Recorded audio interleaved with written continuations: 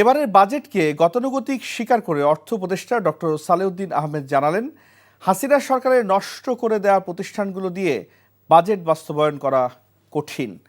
তবে পরিকল্পনা উপদেষ্টার মত, বাস্তবসম্মত বাজেট দেওয়া হয়েছে এবার, যা পুরোপুরি বাস্তবায়ন করা সম্ভব। বাজেটে ঘোষিত 6.5% মূল্যস্ফীতি ধরা হলেও বছর শেষে সেটি আরও কমবে বলে আশা বাংলাদেশ ব্যাংক গভর্নরের। বিকেলে বাজেটোত্তর সংবাদ সম্মেলনে এসব কথা বলেন তারা। সেলিম মালিকের রিপোর্ট। কেমন হলো অন্তর্বর্তী সরকারের 7,90,000 কোটি টাকার বাজেট? সাংবাদিকদের প্রশ্নের জবাব এবং নিজেদের কৈফিয়ত তুলে ধরতে অর্থ মন্ত্রণালয়ের বাজেটোত্তর এই সংবাদ সম্মেলন।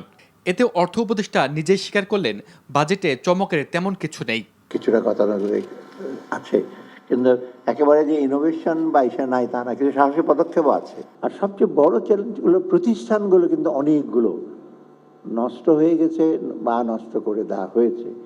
এর ভেতরেই কিন্তু আমাদেরকে কাজ করতে হয়েছে, সেটা সবচেয়ে বড় চ্যালেঞ্জ। তবে পরিকল্পনা উপদেষ্টা বলছেন, বাজেট ভালো হয়েছে, বাস্তবায়নও করা যাবে।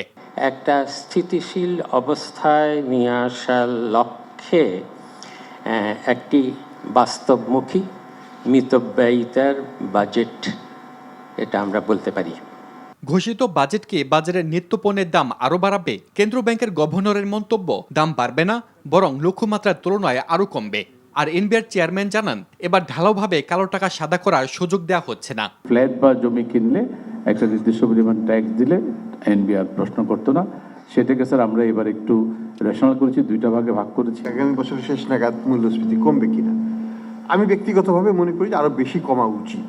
কারণ যতদিন পর্যন্ত এক্সচেঞ্জ রেটটাকে আমরা স্টেবিলাইজ করতে না পারতাম, আমাদের কিন্তু মূল্যস্ফীতির এগেন্সটে যে যুদ্ধ, সেটা কিন্তু আমরা জিততে পারতাম না।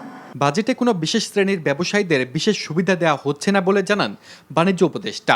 দেন দরবারের মাধ্যমে নীতি তৈরি করা এবং কাউকে বিশেষ সুবিধা দেওয়ার জন্য নীতি তৈরি করা, এখান থেকে যে উত্তরণ করা হয়েছে, এটাই একটা গুণগত পরিবর্তন বলা যায়, বাট এটা তো অবশ্যই কেবল শুরু। সেলিম মালিক, এনটিভি নিউজ, ঢাকা।